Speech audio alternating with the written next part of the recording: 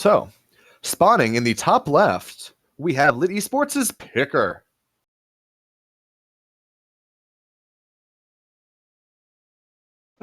Sorry. And in the bottom right, we have the Teal Terran from Team Unrivaled. It is Monk. How many? That is some alliteration right there. The Teal Terran from Team. It's like how much wood can a woodchuck chuck if woodchuck could chuck wood? Say that 5 times fast, right? Yeah. That last game, I was very impressed with Monk's play, especially how confident he was taking it to that late game. A lot of Terran players right now, they hate taking it to the late game versus Zerg. But Monk seemed like he knew how to lay that framework to progress into the late game just right. You'd see a lot of Terrans would probably get a bit frantic and go for some, crazy like all in. But Monk didn't. He knew that his late game was strong and he could just sit back and play a good game, and that's what he did.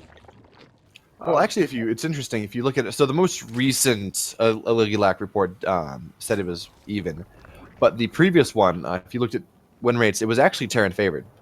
And what's interesting to look at is Zerg has this late game, this quote unquote late game timing. It gets to the late game faster. It gets the ultras with the kindness plating upgrade that just destroy all bio not named ghosts. It gets to or whatever, it gets its late game take faster, just the way the economy seems to be working. However, Terran's late game is stronger once they get there. When you get a lot of ghosts, when you get liberators, that is very, very, very difficult for the Zerg to fight into. Ultralisks just evaporates. You get enough a Viking, you get enough Liberator Viking, Broodlords evaporate. Um, whatever the count is, it's like if you get a bunch of Liberators, which is kind of the late game Terran army, no amount of Corruptors will ever really beat that, even with a spread. You need to chip it apart over a long period of time and win with bank.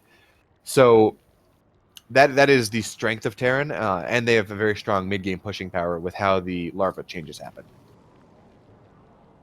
So it's not quite as bad as it was for the first couple weeks of Legacy, where Terrans were losing everything because Ultralisks are imba. I think a big deal of it too is a lot of Terrans don't feel comfortable using those late game units. Like, I mean, ask any Terran how comfortable they are using ghosts or how comfortable they are, just like switching to mass air.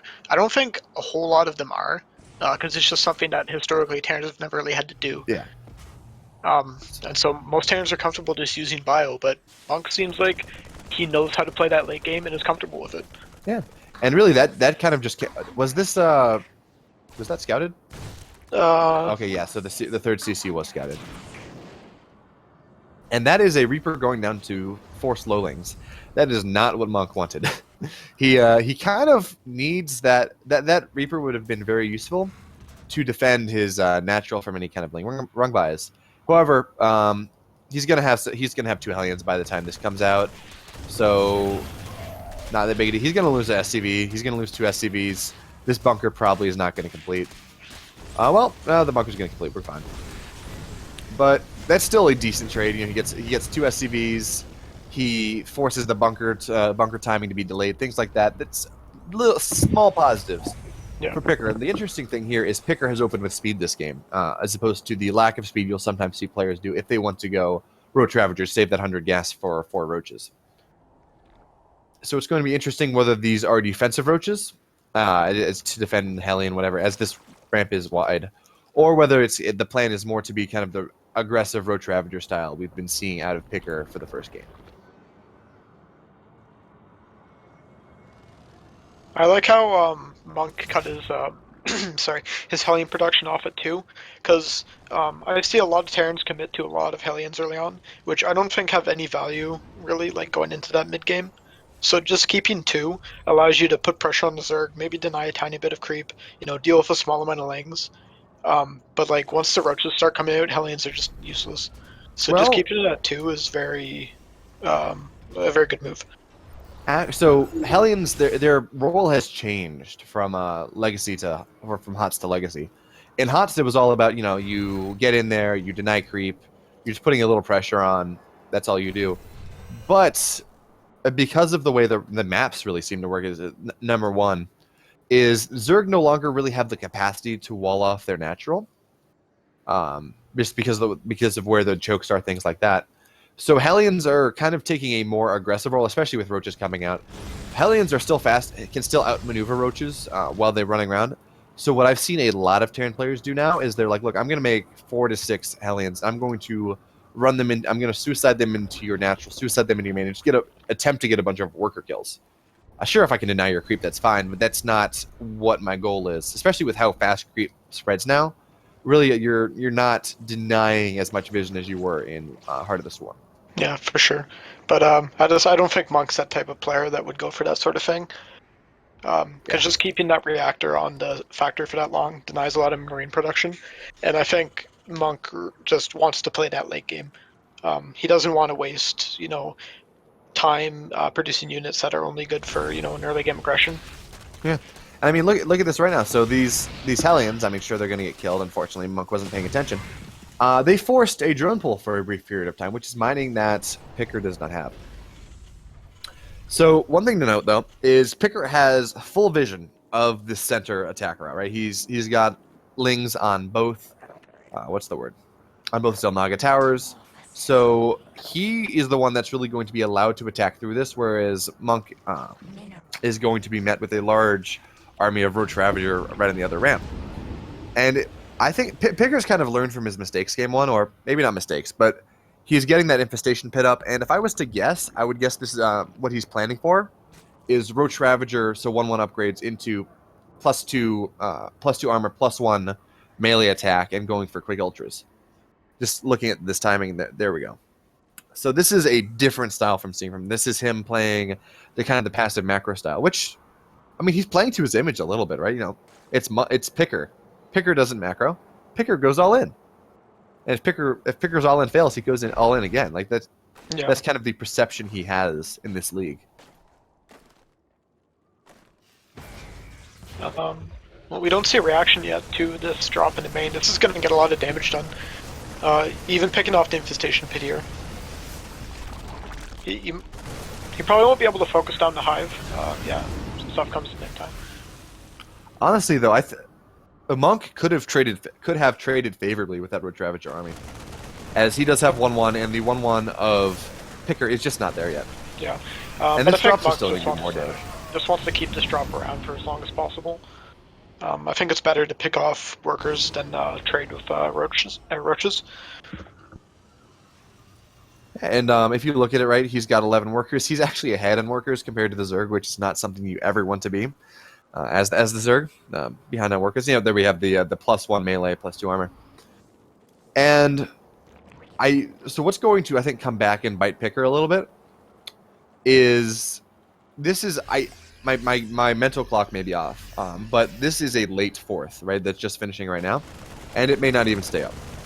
But this is a late 4th coming out from Picur, as generally you want to take it kind of shortly after your 3rd, if the Terran is going for that kind of standard 3-base play. As really, you want that economy. So this is a dead queen. Yeah, this is pretty good by both sides here. I like that Picur left enough roaches by the main, because if he had sent his whole army to deal with that drop at the 4th, he would have been so out of position for any drops hitting his main. But he kept a decent amount of roaches to forward off that drop, and he even managed to clean up both those medevacs down there that were attacking the 4th. So now Picker's getting his aggression on. He's got a healthy 20-ish supply lead, 15 supply, and more importantly, he has caught Monk out of position. And Monk was not reacting for a while. He should be able to hold this off. Yeah, this army can fight Picker's army, but this is all really buying time for Ultra. Okay, I didn't want those tanks anyways. This is actually very big, because one thing you want as a Terran until you actually have the tech to deal with ultras is tanks actually tend to be very good against ultras. They have bonus damage versus armor and all of that fun stuff. Yeah, and luckily Monk has 2 factories, so this won't be as impactful as it normally would have been. But still, losing 2 tanks is a pretty big deal. And it's going to be interesting. So Monk is not really Well, he's getting a second starport. I was gonna say it doesn't look like Monk is doing a whole lot to prepare for this Ultralisk switch, and he did scout it, but he is looks like he's going to start Liberator production any second now. He's moving his he's got a reactor on his starport, and after these medevacs are out. There we go. The Liberator production Liberators are starting to come out, and that's really what he needs to deal with these Ultras if he doesn't want to go Ghost for whatever reason. As Liberators do a lot of damage. They one shot eggs actually, which is very annoying. I think Liberators are definitely a good answer to Ultras, simply because they're a lot less micro-intensive than using Ghosts there. Because it's a lot easier to just plop down your Liberation zones and then, split and spread your bio. Than it is to deal with Ghosts. Yeah, this is not a fight Mung wants to be taking. These are fully upgraded Ultras, and they're just not dying. Yeah, and he's not even moving for the Corrosive Biles, and so he's taking a lot of damage here. Those tanks on the high ground will be okay, sort of. No, they won't. They're dead now. Yeah. Oh, one's dead. I think a big issue here is that Monk stayed on 3 bases for so long without doing enough harass to justify it. I would have liked for him to transition onto a 4th base a bit sooner, especially when he knew the Ultras were coming out. Well, his harass was good, and it wasn't. I mean, look at his bank right now, right? Yeah. It was more of not preparing for the switch. Well, he prepared for the switch too late. Although I will say it's cute if you notice he had SCVs at hold position to block the army from going through the choke. But I think we've just hit the point where Picur is really all in, right? He's well, his hive's not dead, but his bases are almost forfeit. And he's only on 3 bases, and he's losing a lot of workers. So if Monk can get to the point where his army can contest, he's going to be fine. However, the problem is I don't think he's ever going to get that point. Yeah, no. He doesn't have enough production to get enough Liberators to really deal with these Ultras, because, you need lots of Liberators to deal with Ultras when they have Ravagers, or else, it's just target practice for the Ravagers. And the Liberators were not even sieged up as this attack came in. Yeah. And man, that is 12 Ultralisks. You need Ghost for this. You need Ghost and lots of Liberators. Yeah, that or that or you need a significant amount of Liberators and Widow Mines. That's another good solution I've seen. But still, just not enough preparation here for Monk. I think he's lost the game already. He's just sort of waiting it out. I mean, he did do significant damage, right? Picur, he's denied Picur's 4th for forever. It's just getting established now. Yeah. He killed how many workers? He killed 35. He killed 26 workers. He has Liberators coming out, but the only problem, he's just not going to have enough. Yeah. I understand why he's staying in, but it's a lost cause, I think. And now he has no bank. There we have it, GG.